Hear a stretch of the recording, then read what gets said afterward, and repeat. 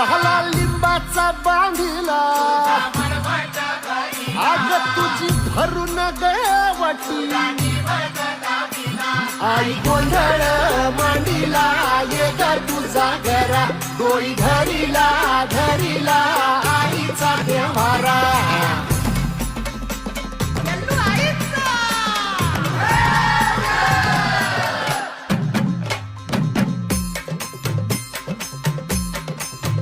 हे हाती परडी कुंकू भाळी